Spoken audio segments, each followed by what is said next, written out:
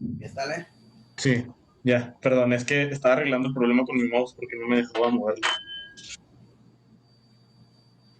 Bueno, les voy a hablar de las glándulas salivales. Vamos a empezar aquí, que fue donde nos quedamos en la clase pasada. Las glándulas salivales, como sabemos, tenemos dos, bueno, se dividen en dos, que son las glándulas salivales mayores y las glándulas salivales menores o accesorias. Primero vamos a comenzar con las glándulas salivales mayores, que son las más importantes, ya que estas son tres, que es la parótida, la submaxilar o submandibular y la sublingual. Eh, Cada una de estas glándulas son pares, o sea, ¿qué quiere decir esto? Que tenemos una de cada lado de la cara. Estas son las más importantes ya que nos producen el 95% del total de toda la saliva y el otro 5% es producido por las otras glándulas salivales menores o accesorias. Estas se encuentran en la mucosa y en la submucosa de la cavidad oral, esas son las menores, y en el centro de la lengua.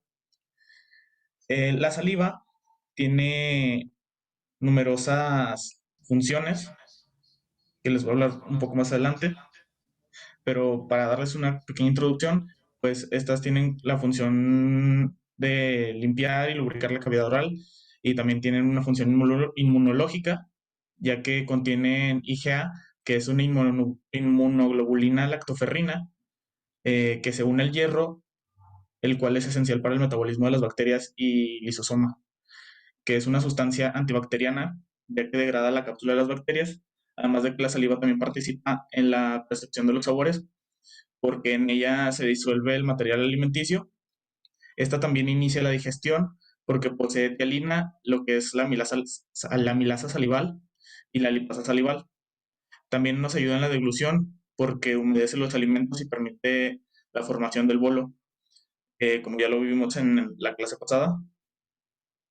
Participa también en el proceso de coagulación, ya que ayuda a la cicatrización de las heridas, porque la saliva cuenta con factores de coagulación y un factor epidérmico de crecimiento. Eh, la saliva también pues, participa en la conservación hídrica del cuerpo, ya que pues, la secreción de la misma disminuye cuando el cuerpo está deshidratado. La secreción total de la saliva es aproximadamente de alrededor de 700 a 1200 mililitros por día y esta se devuelve al organismo a través de la absorción del tubo digestivo, que es lo que estamos viendo. Bueno, ya vamos a meternos a las glándulas. Cada glándula está cubierta por una cápsula de tejido conectivo denso y regular y en uno de sus lados nos presentan una depresión, que es el ilio, por donde entran y salen los vasos sanguíneos, linfáticos, nervios y los conductos principales. ¿Le das a la siguiente, por favor? A partir del ilio es donde se desprenden las tubérculas del tejido conectivo denso y regular que nos van a separar la glándula en lóbulos y lobulillos. Déjeme ver si puedo rayar. Mm, sí, aquí está. Por ejemplo, aquí tenemos una glándula salival. Como podemos ver, estos tubérculos nos los separan así como en lóbulos, que son, estos tubérculos son tubérculos interglobulares, y ¿Por qué? también Espérame, ¿por qué tubérculos? digo, perdón, se me fue. ¿Por qué Eh, no, no es tubérculos, es tubérculas. trabéculas? Trabéculas. Perdón, Trabéculas. trabéculas, se me fue el nombre, lo siento. Las trabéculas, todo eso rosa que está ahí. Sí, es todo esto rosa que se ve aquí, es puro tejido Ah, conectivo. ándale pues. Y Ok. luego, pues ya, Tubérculos, nomás acuérdate, sí, tubérculos son tubérculos, es nada lo de más las las plantas. papas. Sí, Tubérculos, nada más las papas y el camote. perdón, doctor, es que estoy nervioso. ¿Por qué? Pues está en tu casa. Y, pero pues, ¿qué tiene? De todas formas. Anda, no, no, no. De rato se me quita, doctor. Ahorita que me agarre. Bueno, Ah, pues, estas son las trabéculas interlobulares. Y luego ya, pues, siguen las trabéculas interlobulares. O sea, esto ya es algo más a profundidad. Son más delgadas y nos dividen, pues, los lóbulos que ya había, o sea, las glándulas se dividen en lóbulos y los lóbulos se dividen en lobulillos. Estas trabéculas son las que nos ayudan a dividir los lobulillos. Casi no se alcanzan a ver, pero son estas chiquititas así que se ven, así como estas líneas. Está bien. Y ya pues, eh, eh, ¿dónde me quedé? Entonces, ¿cómo se llaman? Trabéculas. Son trabéculas ¿Con B grande, el, con B grande o con B chica? con B grande. Eso. Dale, pues, sígale. Pues como ya les dije, las de mayor tamaño son las que nos separan los lóbulos en... nos las separan en lóbulos y pues, las más pequeñas nos las separan en lobulillos. Estos son segmentos más pequeños de cada lóbulo que se conforman pues, de varios lobulillos. Estas trabéculas interlobulares se unen a través del tejido conectivo muy delgado. Como podemos observar, pues están sumamente delgadas a comparación de las trabéculas interlobulares, perdón. Eh,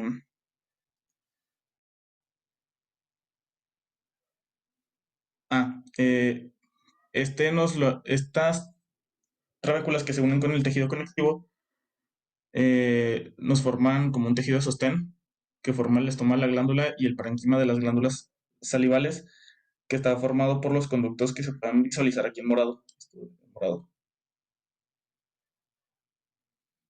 Le hace la siguiente. Las unidades secretoras de las glándulas salivales son los alvéolos o acinos. Estos acinos pues, tenemos de tres tipos. Tenemos de tres tipos, que como podemos ver aquí son los serosos, los mucosos y los mixtos. Además de estos alvéolos en su parte superior, tienen forma tubular, que es esto. Tienen una forma tubular, por lo que las unidades secretoras son tubuloalveolares. Los conductos de las glándulas salivales se ramifican y esto hace que sea una glándula compuesta, por lo que pues, se puede decir que la glándula salival es una glándula tubuloalveolar compuesta mixta, ya que desde un punto de secreción es mixta. Por fuera, los acinos están rodeados por una lámina o membrana basal. Esto que se ve aquí, esto amarillito. Y las células acinares están... En los asinos. ¿Cómo? Perdón. Están en los asinos. Sí. Bueno, mira, fíjate bien. Ahí ve ese asino ceroso. Bueno, Ajá. bueno, Sí, las azules son células acinares. Ajá. Y eso que ves, así como una baldosa, lo anaranjado, Esto. Sí, ¿no? no, eso no es, eso es amarillo. Pues... Abajo, eso. Ahora sí. aquí está. Sí, no, ya está señalando ahí. Esos son células Ah, mioepiteliales. sí. Son las que, como por así decirlo, exprimen a los acinos y hacen que secreten pues las sustancias en el tubo. Bueno, ándale pues, ¿qué más? Este, pues ya me iba a ir a explicar lo que son los, pues ya sigue ahí, le das a la siguiente, por favor. Ya les voy a explicar aquí de las glándulas. Primero vamos a empezar con la glándula parótida. Estas glándulas, pues son glándulas completamente cerosas, además de que es la glándula salivar más grande. Como ya les mencioné, pues son glándulas pares. El conducto parotídeo de la glándula se encuentra por debajo y por delante del oído y desemboca en la cavidad vocal frente al segundo molar superior. Y creo que eso ya es lo más importante de esta. Le hace la siguiente, por favor. Luego ya sigue la glándula submandibular. Las submandibulares son glándulas mixtas, o sea que tienen, como ya habíamos visto en histología 1, son glándulas que tienen acinos mucocerosos, creo que. Y Estos moscos cerosos. sí, son acinos mixtos mucocerosos. ¿Ves esta fotografía? ¿Ves el citoplasma morado Ujú, de lo ceroso y el ujú, citoplasma claro de lo mucoso? ujú. ¿Ok? Sí. Entonces son glándulas mixtas. Ahora, ¿qué predominan ahí? O la, Las cerosas. órale, es una glándula submaxilar de tipo ceromucoso. ¿Ok? Sí. Bueno, pues sí. Pues estas están ubicadas por debajo de cada lado del piso de la boca y se encuentran pues cerca de la mandíbula. Eh, pues ya, eso sería lo más importante de eso. Vamos a la siguiente, por favor. Ah, olvidé mencionar que en el libro dice que los acinos mixtos ya ven que presentan como una media luna, Sí. que esta media luna en sí se considera un artefacto, ya que, A ver, fíjate una cosa. ¿Tú has visto el cielo? sí, doctor, Cuando está la luna en fases. ajá, ¿Realmente es una media luna o una semiluna? mm, Porque la media, una semiluna, pues sí, porque la media luna está a la mitad, ¿no? sí, Bueno, entonces el término es inadecuado, debe ser ok, semiluna, sí, Ok, tiene, vale, pues. bueno, total, estos son artefactos que se producen al momento de realizar pues el proceso histológico para la observación, ya que comúnmente deberían de estar como integrados, por así decirlo. Ya le hace la siguiente, por favor. Luego ya sigue la glándula sublingual. Estas son las glándulas más pequeñas. También son glándulas mixtas. Y en los seres humanos, como podemos observar, están conformadas principalmente por acinos mucosos. Porque como podemos observar aquí, a diferencia de la otra, que estaba prácticamente toda teñida de morado, aquí tiene sus espacios menos teñidos. Y ya. Esta, pues como dice, se encuentra ubicada por debajo de la lengua y sus conductos van a desembocar a cada lado del frenillo de la lengua. ¿Puedes dar la siguiente, por favor? La saliva, pues como ya les mencioné al principio, pues es una sustancia que se secreta en la cavidad bucal con muchísimas funciones, como es pues lo de humedecer la mucosa bucal, humedecer los alimentos para contribuir a su deglución, provee un medio para que los alimentos sean disueltos y para que la suspensión que estimulan químicamente los corpúsculos gustativos, o sea, para tener gusto, básicamente. Este, Además de que nos ayuda pues, a digerir los carbohidratos por acción de las enzimas digestivas amilasas y controla la flora bacteriana en la cavidad bucal. Y pues como podemos observar aquí, a un lado les puse una tabla de lo que está compuesto pues la saliva. Aquí no ocupo, pero falta el flúor, que este depende de lo que consumamos. Doctor, no sé si sea muy importante aprendernos todos estos. Mira, te voy a hacer muy fácil. En tu boca, en la mía y en la de todo el mundo hay cerca de 100, 200, hasta 400 millones de bacterias. Ujú. Entonces, ¿cuál es la importancia de la saliva? Pues es una importancia inmunológica, ¿no? Claro. Básicamente. O la otra cosa, la gente que come bien, que mastica bien sus alimentos, tiene mejor digestión. ¿Por qué? Ujú. Pues porque ya viene, por así decirlo, predigerido, se podría decir, Claro. ¿Por quién? por la saliva. Por tu O sea, tía, por tu tía Lina, ¿sí? ajá, Por tu tía Lina, entonces, y por la milasa, ¿no? ajá, La tialina, toda esa cosa, la lactoferrina, que es un potente destructor de bacterias, etcétera, etcétera. Entonces es importante que sepas, ¿sí? También ujú, sepas que tiene calcio, que tiene todo. O sea, eso lo vas a ver en fisiología otra vez, así que apréndetelo. ujú.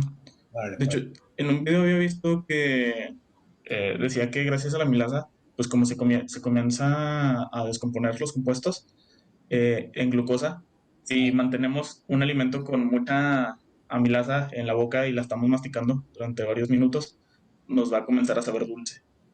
Sí, pero aparte, debes de saber que mientras mejor masticas la comida, ¿sí? Tienes mejor digestión, Sí, sí, sí. ¿sí? Además te cabe más comida. Pues sí, sí, sí, porque si estás en una discada y en vez de comer así, perdón la palabra, en vez de comer, tragas, ¿qué pasa? ¿Por qué traga uno? Porque come uno rápido y se meten los pedazos enteros, ¿sí o no? Sí, sí, sí, llena de volado. ¿Y para qué? Para poder comerse otro taquito o no, ¿sí o no? No, pues sí. Entonces, pues están dando uno al de cae con problemas digestivos por eso. No, la comida debe masticarse bien, ¿sí? Darle velocidad. Eso Ahora, que la gente cuando va al buffet y se atraganta, pues ni le cabe nada, ¿no? Lo pues mismo. sí, pero hay que comer bien, hay que masticar sobre todo la carne, porque la carne, sí. Ah, oye, eso de suspensión está mal escrito. Mm, esto así viene en el libro, doctor ¿Será? Little. Sí, literalmente así. O sea, tengo el libro en digital y lo copié así como venía. Esta suspensión se puede escribir de varias maneras, ¿eh? Suspensión de quitarle algo, a alguien la clase o alguna cosa, Sí, suspender. sí, sí, sí, sí. O sea, tiene diferentes significados según cómo se escriba. Ya, lo que tú quieres aquí, suspensión, es un líquido donde va y suelto algo. Ujú. Bueno, hay que ver eso, a ver si encuentran la verdad. A ver Sí, cómo. sí, sí. Bueno, síguele. Bueno, pues ya le hace la siguiente, por favor. Bueno, ya nos vamos a las generalidades del esófago y del tubo digestivo. Bueno, pues para empezar, el tubo digestivo es un tubo que se extiende de extremo proximal del esófago hasta el extremo distal del conducto anal. Eh, pues este tubo es un tubo hueco, o sea, tiene una luz que tiene un diámetro pues, variable, o sea, va cambiando dependiendo de la ubicación. Su pared se encuentra conformada por cuatro capas distintas. Vamos a comenzar desde la luz hacia afuera. Primero tenemos la capa mucosa, que está compuesta por epitelio de revestimiento y por un tejido conjuntivo subyacente denominado lámina propia y una muscular de la mucosa, compuesta por músculo liso. Es esto de aquí, es lo primerito que tenemos adentro de la luz. Luego sigue ya la submucosa, que pues básicamente es tejido conjuntivo denso y regular. Después tenemos la tercera capa, que ya es la mucosa, la muscular externa, perdón, y esta se encuentra conformada en mayor parte por sus porciones de dos capas de músculo, que son estas. Y ya finalmente pues tenemos la capa serosa, que es una membrana que consiste en un epitelio plano simple y en tejido conjuntivo subyacente. Este nos ayuda a que el tubo digestivo se adhiera a los órganos que están, pues, por así decirlo, a los lados, bueno, a su alrededor. Y además se encuentra compuesta de una túnica adventicia, creo que es de tejido conjuntivo. Eh,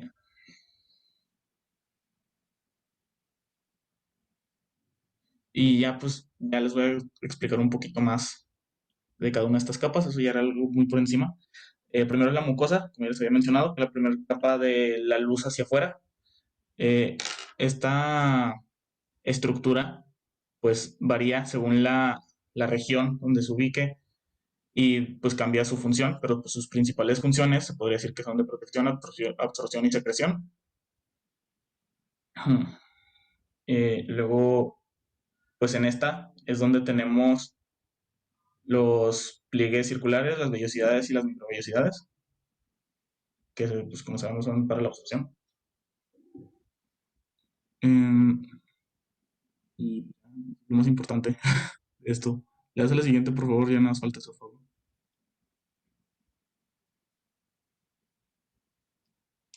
Como podemos observar, el esófago es un tubo muscular que nos ayuda a conducir los alimentos y los líquidos desde la faringe hacia el estómago. El esófago atraviesa a través del cuello y el mediastino y se encuentra fijado a las estructuras por medio de tejido conjuntivo, como ya les había mencionado, por su última capa.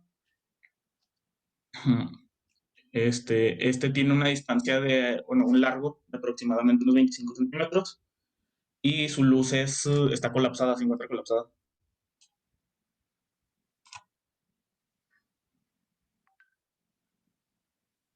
Y El esófago, se me olvidó mencionar. Haz la siguiente, por favor.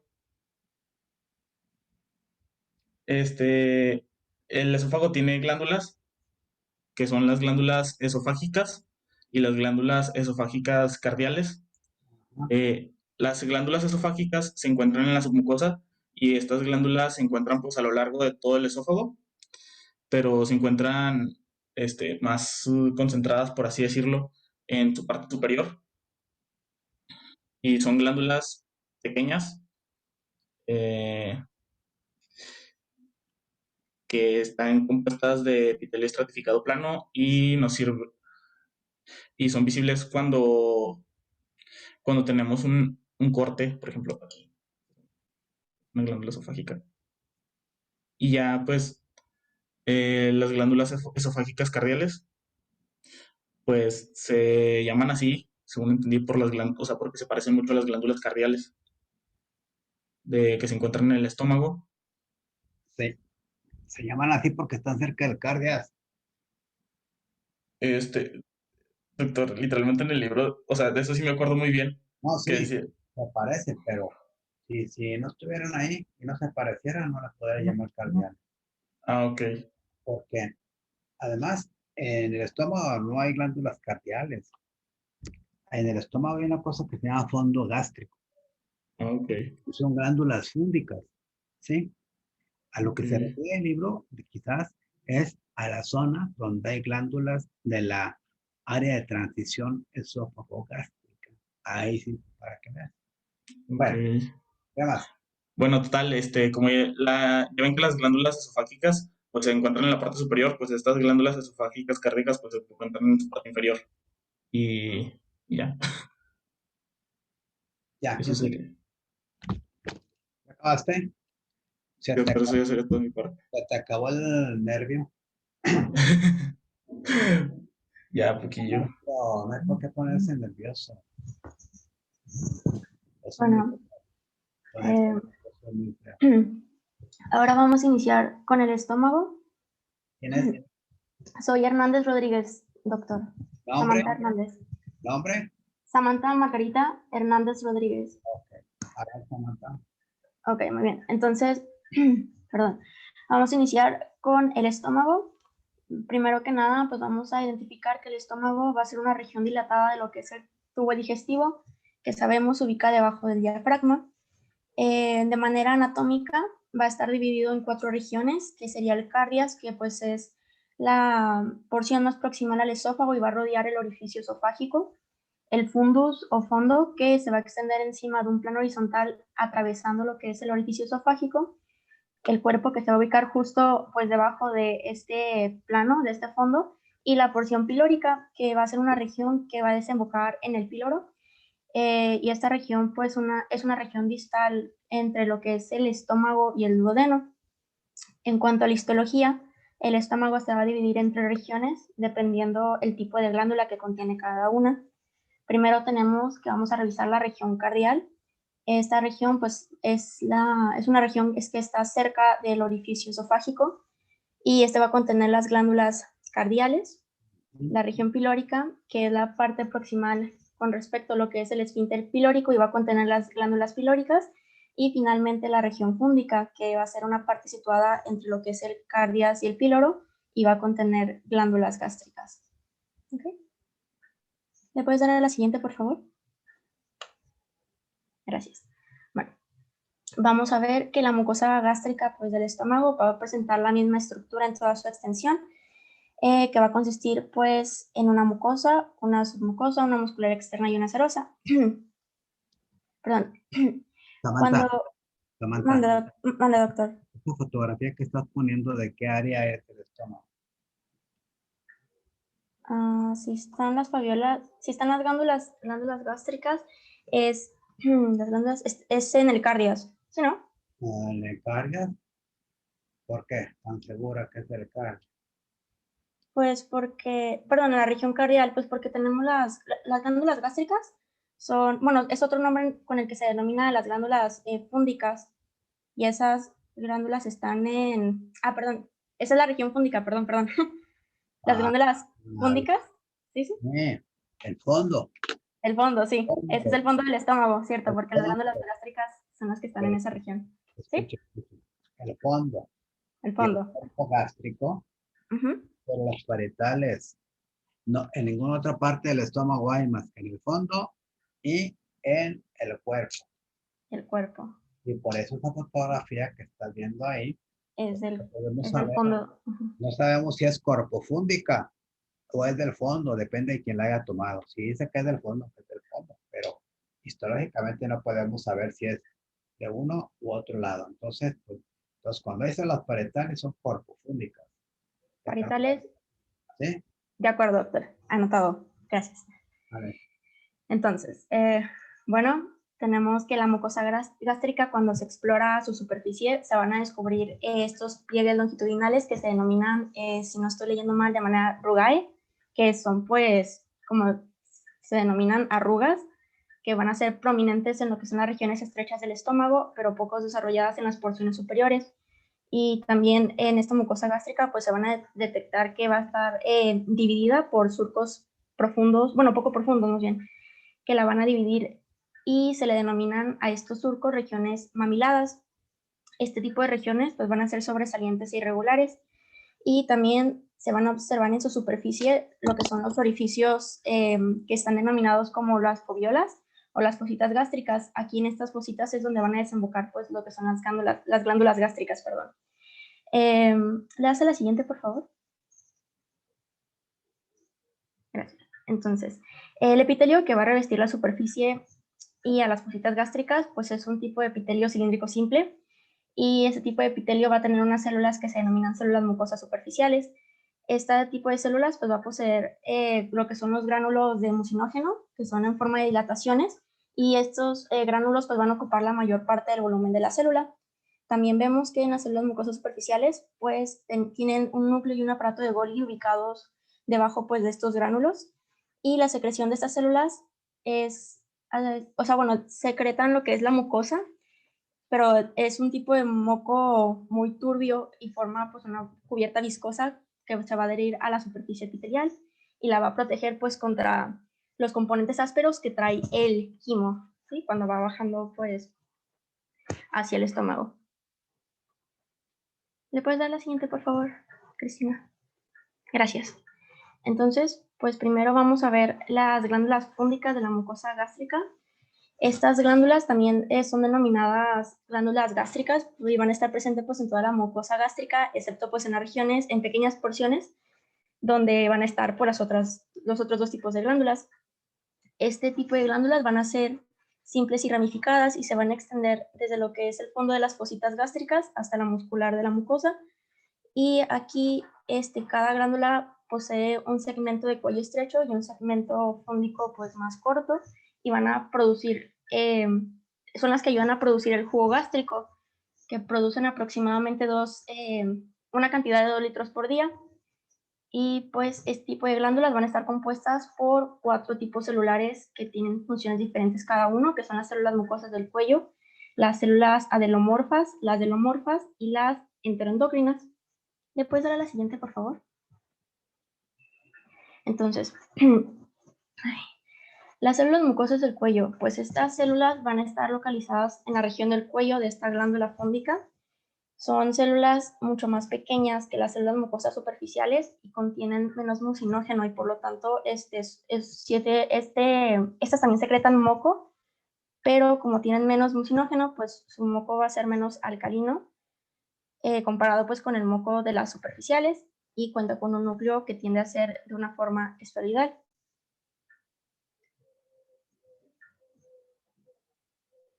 Gracias. Luego tenemos las células adelomorfas, que también son denominadas células principales, y ese tipo de células pues van a ser secretoras de proteínas. Vemos que... Sammy. ¿Por qué Adelo? ¿Se parecen a Adela o a Adelo masculino? tenía entendido, doctor, adelomorfas. Es que... No, es que le estoy haciendo esa aclaración para que se fije en lo que pone.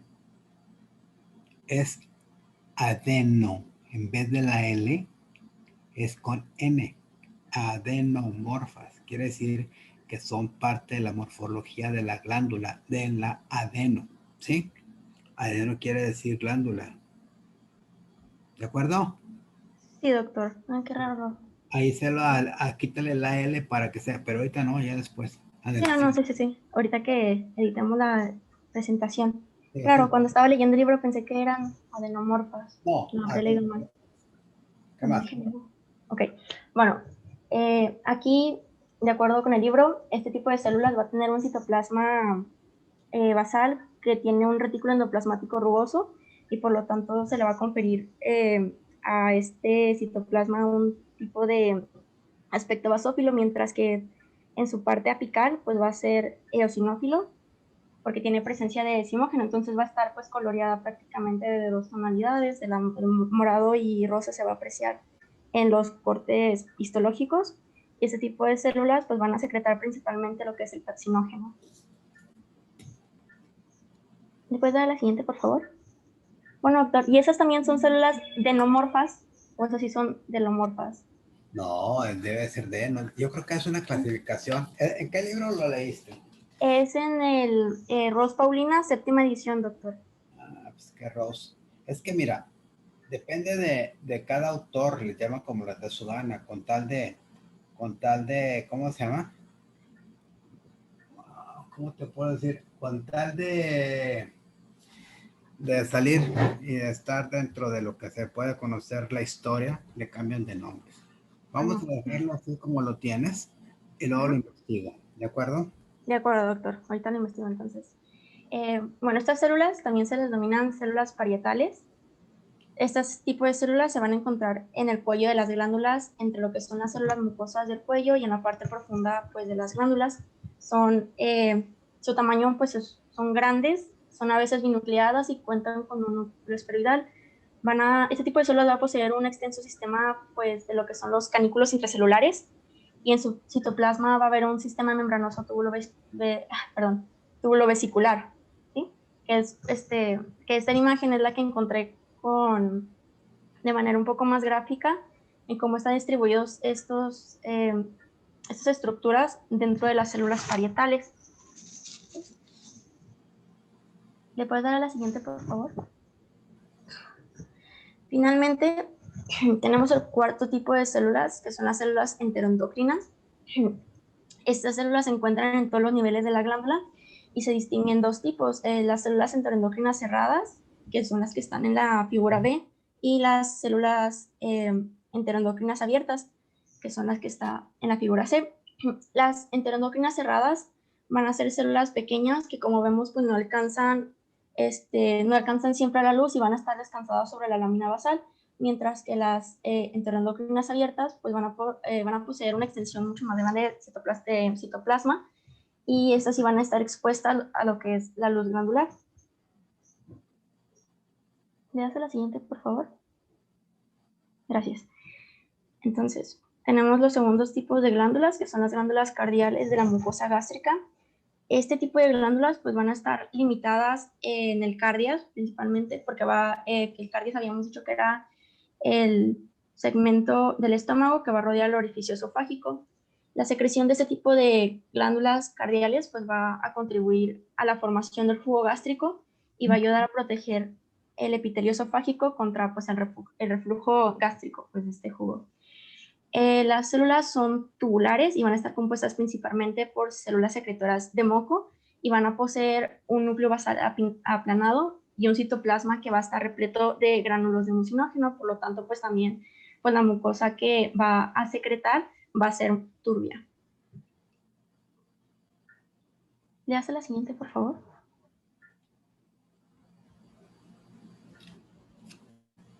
Gracias. Luego tenemos las glándulas pilóricas de la mucosa gástrica. Estas van a estar ubicadas en lo que es el antro pilórico. Pues, es un espacio comprendido entre el fundus, el fondo del estómago, y el píloro. Estas glándulas van a estar enrolladas y van a estar ramificadas. Tienen una luz relativamente amplia comparada con las otras dos glándulas y sus células secretoras pues, van a presentar un aspecto similar a las células mucosas superficiales. Por lo tanto, pues también van a tener lo que son los gránulos de mucinógeno. Le das a la que sigue, por favor. Gracias. Entonces, tenemos aquí la lámina propia y la muscular de la mucosa. La verdad es que la composición del estómago pues es bastante similar a todo lo que es el sistema digestivo de lo que es la muscular de la mucosa, la submucosa, y la lámina propia aquí pues es relativamente escasa y va a estar pues restringida entre los espacios que van a rodear a las fositas gástricas y a las glándulas del estómago. Y su... ¿Mande? Así es lo que dice, tiene usted razón, lo que está diciendo. ¿Y luego? La muscular de la mucosa pues va a estar compuesta por 2 capas delgadas que van a estar dispuestas como una capa interna circular y una capa longitudinal externa. ¿Le hace la siguiente, por favor? Ok. Luego pues también tenemos lo que es la submucosa gástrica y la muscular externa gástrica. La submucosa gástrica pues va a estar compuesta pues de tejido conjuntivo denso y va a contener cantidades variables, tanto de tejido adiposo como de vasos sanguíneos, y va a estar compuesta por un plexo submucoso, y este plexo va a estar compuesto a su vez pues, por varias fibras nerviosas y lo que son las células ganglionares. La muscular externa gástrica, por su lado, va a estar compuesta también por una capa longitudinal externa, pero además de la capa circular media va a tener una capa oblicua también de manera interna, pero estas capas no están bien definidas y por lo tanto no se... O sea, el estómago como tal, bueno, el músculo liso de esta muscular externa va a estar orientado de manera variable, aleatoria, porque como las capas no están bien definidas, pues se encuentran, los grupos de células que se encuentran entre ellas van a estar dispersas. Y finalmente la serosa gástrica, pues es como la del tubo digestivo en general. ¿Sí? Tiene peritoneo parietal, se va a continuar más bien con el peritoneo parietal de la cavidad abdominal y con el peritoneo visceral, perdón, con el peritoneo visceral del hígado a través del aumento menor. Perdón, doctor, me están pegando la medicina, me está durmiendo la lengua. ¿Después la siguiente? Gracias.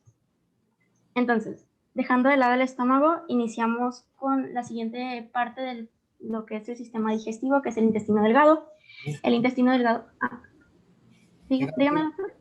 Sígale. Ok. Bueno, el intestino delgado es el componente pues, más largo de lo que es el tubo digestivo. Mide más de 6 metros y se divide en 3 porciones, que es el duodeno, que está compuesto por 25 centímetros de longitud, el yeyuno, que es 2.5 metros de longitud, y finalmente el ilion, que es pues, la porción más grande del intestino delgado. El duodeno pues, va a ser la primera porción, y como ya vimos es la más corta, pero es la más ancha, y va a comenzar a lo que es, comienza a la altura del píloro del estómago y va a terminar en el ángulo duodeno-yeyunal, y el yeyuno va a comenzar es en este mismo ángulo, y pues vamos a constituir las 2 quintas partes del intestino delgado, y finalmente pues la continuación del yeyuno va a ser el ilion, que va a constituir finalmente las 3 quintas partes del intestino delgado. Este intestino delgado pues es el sitio principal para lo que es la digestión de alimentos y la absorción de los productos de la digestión. Aquí el quimo del estómago pues va a ingresar en la primera porción, en el duodeno, y va a continuar su proceso pues de digestión. En la superficie del intestino va a estar pues amplificada por lo que es el tejido y las especializaciones celulares de lo que es la mucosa y la submucosa. Y también va a encontrar, bueno, le pasas a la siguiente, por favor. Acá está, se me olvidó que está en el otro lado. No le das a la... Le das otras 2, por favor. Pensé que se las había eliminado. No. Ahí, en la mucosa del intestino. Entonces, pues va a estar formada o amplificada por los pliegues circulares, que pues son pliegues que se van a contener en el centro de la submucosa, y estos pliegues van a comenzar a aparecer a 6 centímetros aproximadamente después de lo que es el píloro, y también vamos a encontrar que hay vellosidades y microvellosidades. Las microvellosidades van a proporcionar pues la principal amplificación de lo que es la superficie luminal, y las vellosidades pues van a cubrir por completo la superficie del intestino delgado. Entonces, por eso cuando hemos examinado en el laboratorio, por eso se ve como si estuviera pelos, como si estuviera aterciopelado, y va a estar compuesta estas vellosidades pues por un centro de tejido conjuntivo laxo y alrededor o cubierto por un epitelio cilíndrico simple. ¿Le das a la siguiente, por favor? Entonces, sí, ahí está bien, gracias. Entonces, en el epitelio pues, de la mucosa se van a encontrar 5 tipos de células, que son los enterocitos, las células caliciformes, las células de Paneth y las células enteroendocrinas y las células M. Le hace la siguiente para empezar a explicar el primer tipo celular. Pues bueno, estos son los enterocitos, que creo que todos conocemos bien, que son células cilíndricas altas, que tienen un núcleo pues que está posicionado en su parte basal y tiene microvellosidades que pues van a incrementar en lo que es su superficie apical. Y pues en los enterocitos más que nada son, pues tienen una función secretora que va a consistir principalmente pues en la síntesis de enzimas y en el transporte de sustancias. Entonces son prácticamente células absortivas. ¿Le das a la siguiente, por favor? Luego las células caliciformes, pues tienen forma de cáliz. Este tipo de células van a producir moco y se incrementan, empezando el duodeno, se van a incrementar hasta donde termina el ilion. O sea, a medida que va aumentando, más bien a medida que va recorriendo ese camino, van aumentando la cantidad de células caliciformes que se encuentran. Este tipo de células va a contar con una dilatación por la acumulación de gránulos que tiene y su región basal va a ser muy, muy estrecha. Por eso, o sea, tiene como que esta forma de cáliz. Sí, no sé si la ven. Después de la siguiente, por favor. Las células de Paneth, pues son células que se ubican en las bases de las glándulas intestinales y van a tener un citoplasma basal basófilo, un aparato de Golgi y pues va a tener también dilataciones porque también tiene un gran conjunto de gránulos de secreción. Después de la siguiente, por favor.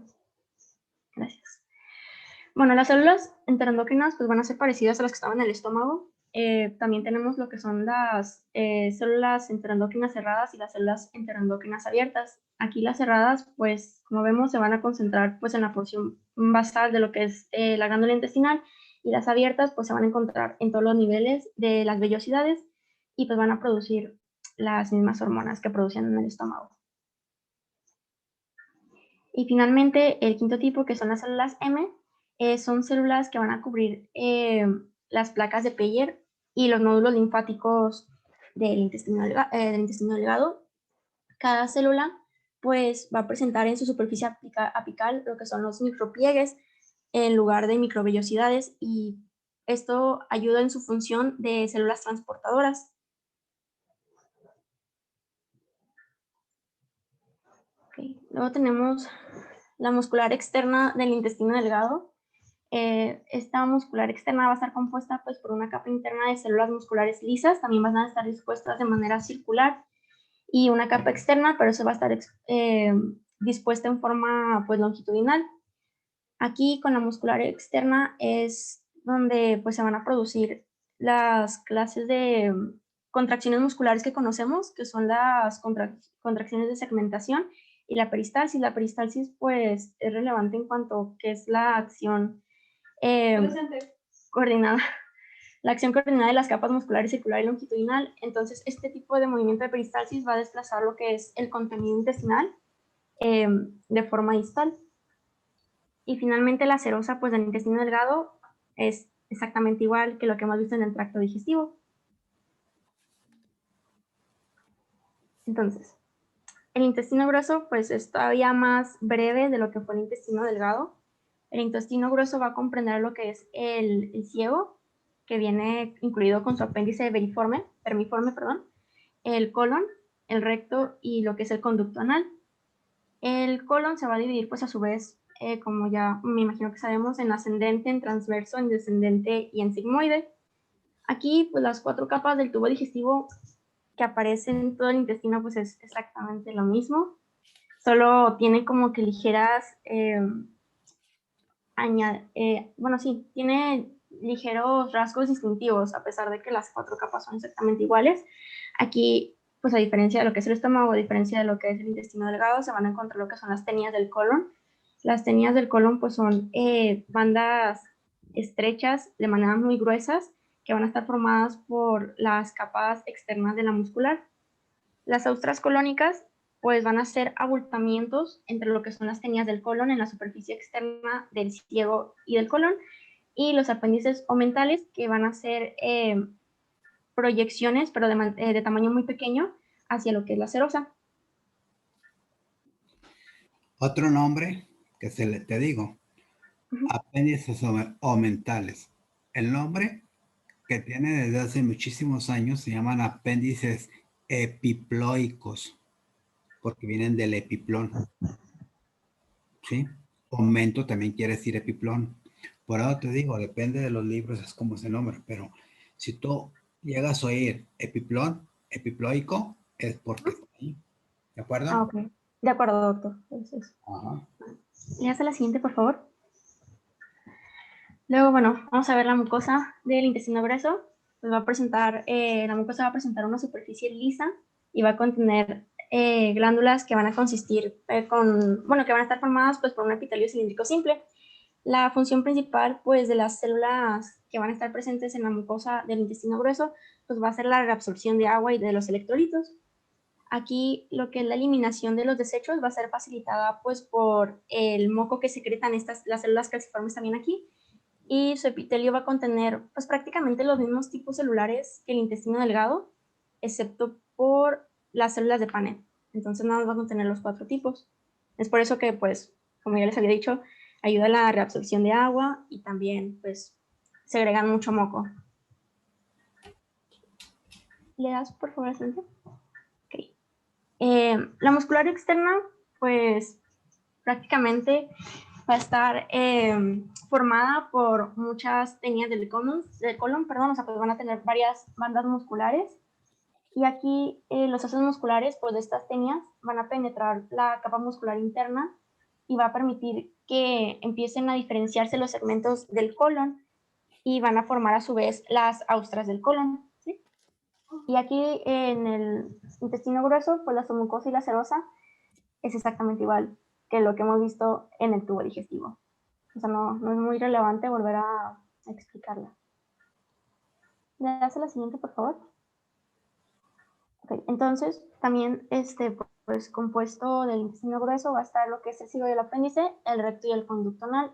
Primero, en el ciego y el apéndice, pues el ciego tiene una forma de una bolsa distal a lo que es la válvula ileocecal, y el apéndice se diferencian porque el apéndice es una evaginación de esta bolsa, pero tiene una capa de músculo longitudinal en la muscular externa que no tiene el ciego.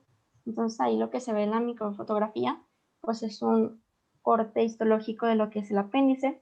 Vemos que también, pues, ¿vale? Y le digo, sí, tienen toda la Ah, razón. Aunque nadie sepa para qué sirve el apéndice, pues de verdad sirve para los cirujanos, para que lo quiten.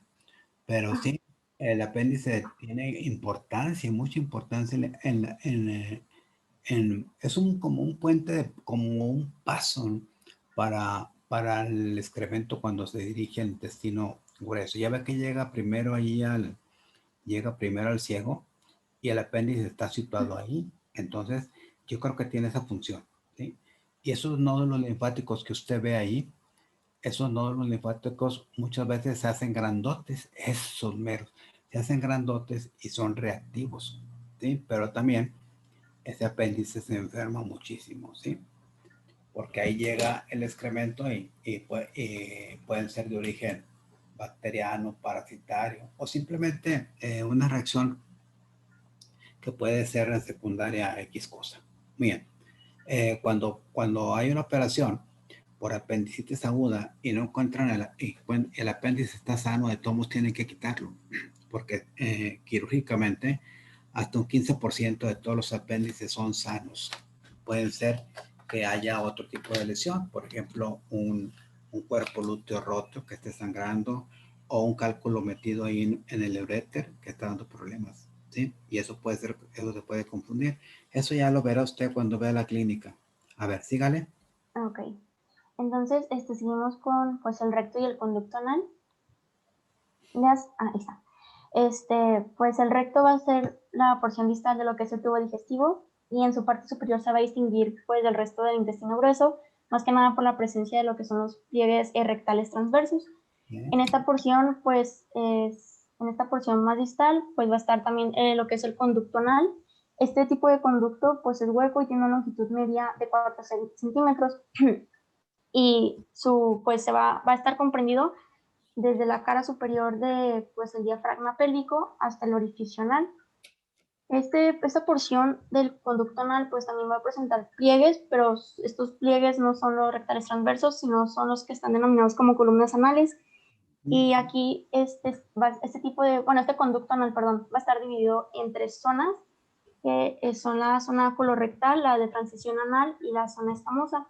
La zona colorectal pues se encuentra en la tercera parte superior del conducto anal. Pues ahí está la foto. Y este tipo de zona va a contener un epitelio cilíndrico simple, pues que tiene las mismas características. En la de transición anal, aquí va a ocupar pues lo que es la parte media de este conducto, pero aquí va a estar, pues como su nombre lo dice, va a tener una transición. ¿Pero en qué? Pues en lo que es entre el epitelio cilíndrico simple de la mucosa rectal que teníamos en la zona colorectal y un epitelio estratificado plano que va a ser parte de lo que es la piel perianal. Entonces, pues en esta zona se va a encontrar que se va a poseer un epitelio cilíndrico estratificado interpuesto entre lo que es el epitelio cilíndrico simple y el epitelio estratificado plano. Y finalmente en la zona escamosa, pues es la última zona, entonces se va a encontrar pues en la tercera parte inferior de lo que es el conducto anal y va a estar revestida por un epitelio estratificado plano, que es la continuación de lo que es la piel perianal.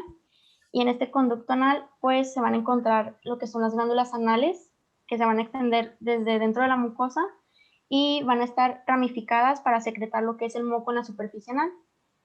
Y finalmente, pues aquí la piel que va a rodear al orificio anal va a contener también glándulas apócrinas, pero estas van a estar denominadas glándulas circunanales. Y eso sería todo del recto y el conducto anal. No es muy extenso. Ya es toda la clase. Nos vemos a la siguiente con lo que sigue porque ya es 10 para la hora. ¿Ok? Ok. Nos vemos. Gracias. Hasta luego. Gracias, Hasta luego. doctor. Hasta luego. Con Hasta luego.